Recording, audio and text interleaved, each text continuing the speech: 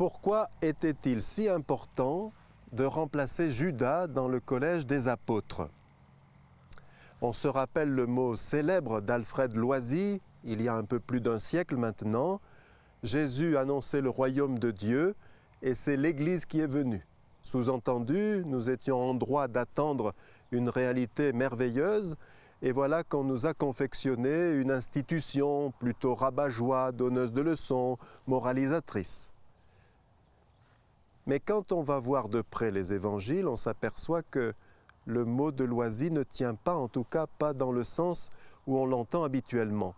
En effet, Jésus s'occupe de fonder son Église dès le premier chapitre. Saint Luc nous dit en plus qu'il a passé la nuit entière à prier son Père. Il va faire quelque chose de très important. On le sent très souverain. Il appelle à lui les 12 à partir de ses disciples. Et il institue les 12. Il les institue comme plus tard en Gaule, on instituera le 11 tricolore ou le 15 de France. On n'institue pas pour quelques semaines, mais dans l'espoir que ça dure des générations et des générations. Une institution, ce n'est pas rien. Et il ne faut pas trop se fixer sur le chiffre 12. On sait très bien que le 11 tricolore, c'est-à-dire les sélectionnés de l'équipe de France au football, ne sont pas 11, mais jusqu'à 23 puisqu'il faut des remplaçants. De même pour le 15 de France, le rugby. Et justement, quand Judas aura failli, eh bien, on pourra le remplacer. Quels sont les critères?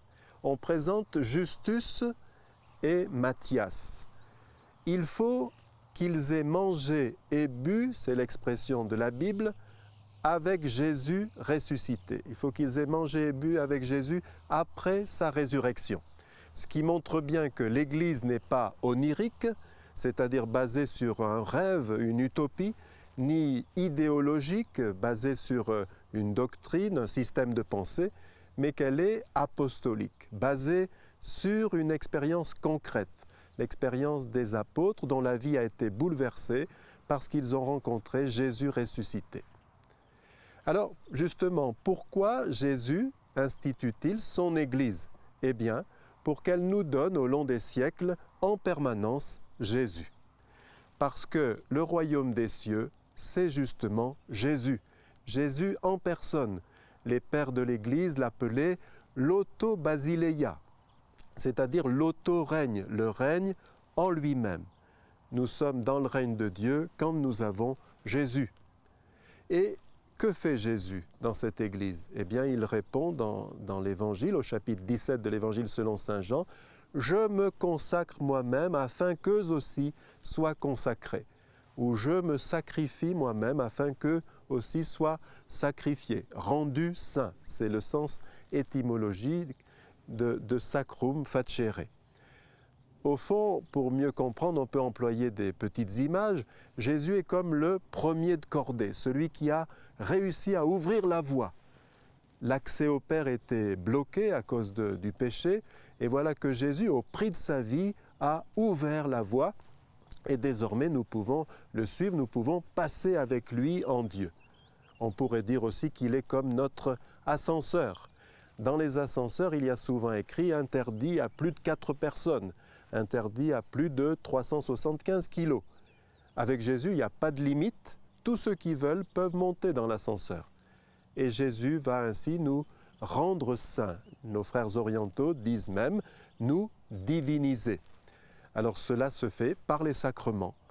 Par exemple, à cause du péché, nous sommes désorientés, nous ne savons pas à quel saint nous vouer, à quelles idoles nous attacher. Eh bien, Jésus nous réoriente par le baptême, il nous oriente sur lui, qui est le soleil levant. La confirmation vient nous affermir dans cette capacité à nous unir à Jésus. Et puis, à longueur de confession et de messe, cette divinisation s'opère. Prenons la messe, par exemple, les moindres détails vont dans ce sens. Par exemple, le prêtre, au début de l'offertoire, met une petite goutte d'eau dans le calice. Et j'aime bien dire aux enfants, et maintenant, est-ce que je peux enlever cette goutte d'eau du vin? Ils me disent non. Et oui, elle est devenue inséparable. C'est le sens de la messe. Nous voulons être inséparables de Jésus. Il y a dans certaines familles des papas, au moment de la fête des mères, qui donnent un peu d'argent à leurs enfants pour qu'ils puissent acheter un cadeau, un beau cadeau à maman. Eh bien, c'est ce que Dieu fait à chaque messe. Non seulement il nous rend bénéficiaires de son œuvre, mais il nous permet d'apporter quelque chose sur l'autel. Il nous permet de lui offrir nos vies. La quête également a un sens symbolique, même si elle sert aussi à faire vivre la paroisse, les prêtres, les pauvres. Mais quelqu'un, un plaisantin, disait que la messe était une quête au cours de laquelle on faisait une prière. On ne peut pas réduire la messe à la quête, de même qu'on raconte cette histoire souriante dans un avion en perdition. Le commandant de bord vient d'annoncer le crash, alors quelqu'un se lève angoissé et crie « Mais enfin, est-ce qu'il n'y a pas quelqu'un dans cette cabine qui pourrait faire un acte religieux ?» Et il paraît qu'on a vu un catholique se lever, prendre son chapeau et faire la quête. Mais le sens de la quête, c'est aussi que nous apportons de notre vie. Et c'est pour dire que la messe ne se conclura pas avec l'envoi, mais elle va durer toute la semaine. C'est toute notre vie que Jésus prend dans ses mains, dans sa propre vie à lui. Alors pour nous encourager, une petite histoire parabole. Un homme voulait aller dans le désert. Il avait chargé sa Jeep de quantité de bidons d'eau et quelqu'un lui dit « Ce n'est pas la peine de t'encombrer ainsi, il suffit que tu emportes une pelle et une pioche parce que dans le désert, il y a de l'eau. » Alors il roule et puis tout à coup, pris par la soif, il s'arrête, il estime qu'à tel endroit il peut trouver de l'eau, il se met à creuser. Mais il ne trouve rien. Alors il va un peu plus loin, creuse de nouveau un trou, mais toujours pas d'eau au bout d'une heure d'effort. Il continue encore à un autre endroit et il ne trouve pas d'eau. Oui, dans le désert, il y a de l'eau, mais il ne faut pas multiplier les trous. Il faut toujours creuser patiemment, de plus en plus profond, pour rejoindre la nappe phréatique. Il en est de même dans notre vie spirituelle.